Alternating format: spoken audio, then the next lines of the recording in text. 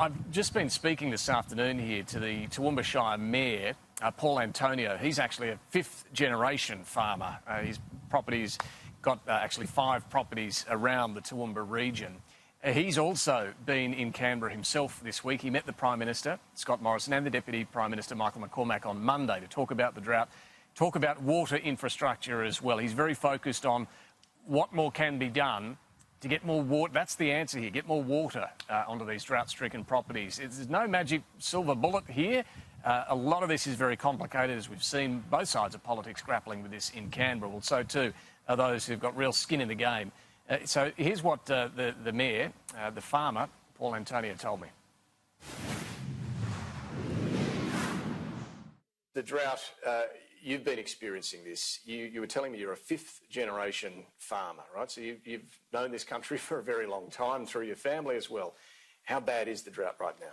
This is as bad as I've seen, and I've actually been involved in farming from my late teens right through to now. And it's not something like 50 years that I've owned land. And this is as bad as I've ever seen. There doesn't seem to be any hope of any rain. Whilst there's been a few storms come through lately, and there's been some very isolated good falls, they're not good enough to change anything, and we need weeks of rain here. That's what we need to get going. And how long would you say this particular drought has now run here? Well, I think it's been quite severe for our operation for about the last 5 or 6 years. 5 or 6 years? Yes, I haven't got the exact figures with me, but I do know that we're not doing much harvesting of our crops. We're generally feeding them off with our livestock, and that's quite unusual. And has this been what most are doing? They're just not turning anything out of their crops. They're having to use that for feeding stock. Yes, very often either they do that, or those that haven't got stock, they will cut them and they'll make hay out of them, and they'll sell that hay as the best option. So what impact has this had? Perhaps we should look firstly at mental health impact, because you were telling me about, we talk about this from time to time, but what does it mean on the ground here? Well, I think as a person who was a farmer for most of my life, and having reared a family in that situation, it becomes pretty tough when you realise that you're getting to a spot where you may not be able to feed your family as well as they should be. You may not be able to educate your children. You may not be able to do the things that normal families do.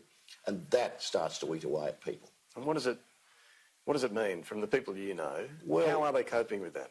Well, there are people who are managing all right. I think farmers are tough. They're the sort of guys who don't go to doctors. No, they're too tough for that.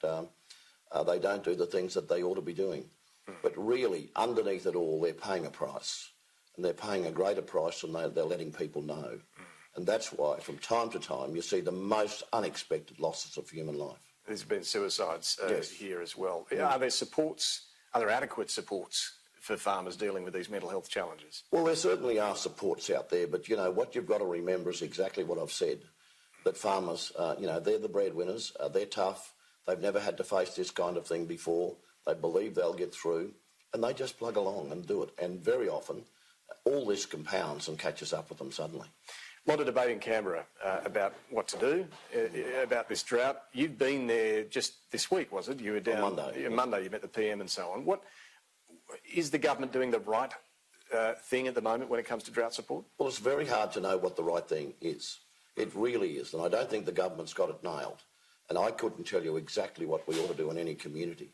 But people need support. People need support for those essential things like food on the table, like education for the children, like keeping everything going is the important thing. Well, you can get farm household allowance for 4 years, and they've just announced a lump sum at the end of that.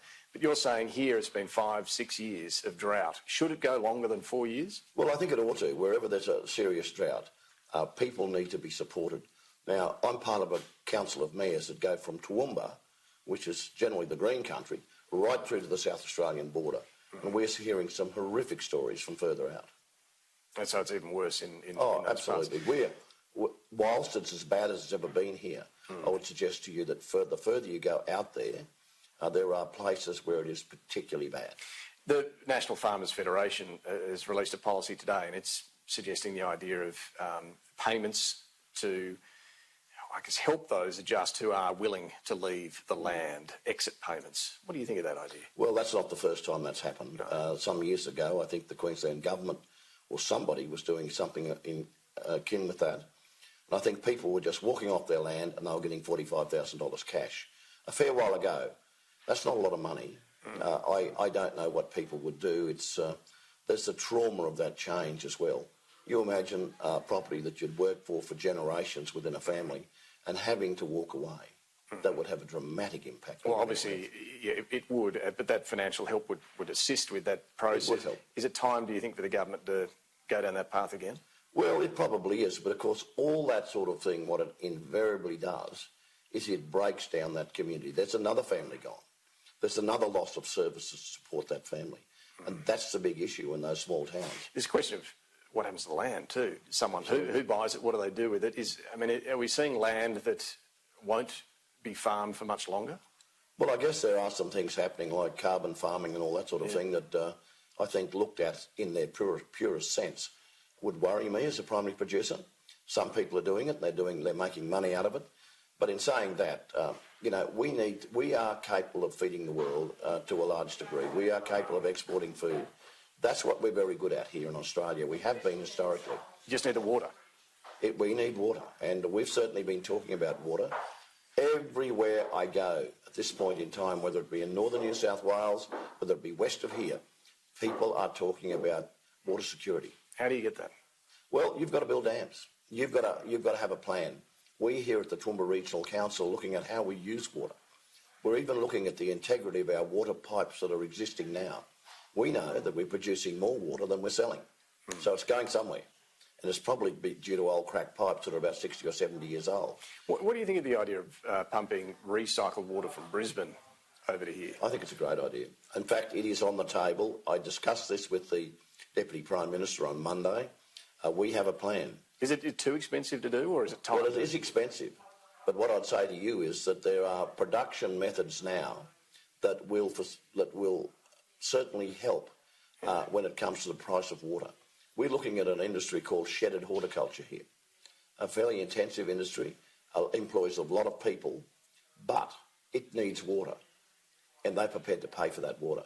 We've got industry coming to this area here now. We believe that the industrial area west of Toowoomba, we can create about 15,000 jobs in the next 20 years, particularly if the inland rail comes through Toowoomba and it gets to happen and, they get into it and do it. I think that's the sort of thing that will need industrial water, but we're also got some opportunity in agriculture for real expansion if there is water. All right, well, just finally then, given the talks that you've had in Canberra and what you see going on around here, do you have hope? I do. I was inspired by the discussion that I had with the Prime Minister and the Deputy Prime Minister, particularly the Deputy Prime Minister. I'm just inspired by the discussions that I'm having with the mayors, particularly over the border in New South Wales, about the water projects they're looking at there. They're looking at major dams, and we've got to be prepared to do that. We've got to be prepared to take water where water is available. This area's production is limited. The population is limited by water.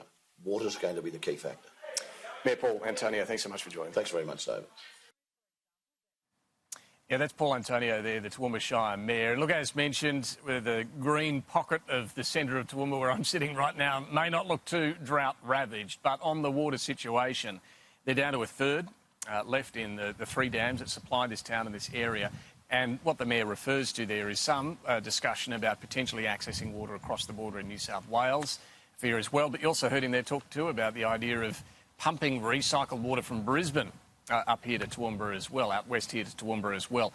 Would be expensive, but what are the other options right now when we look at the future of farming in places like this?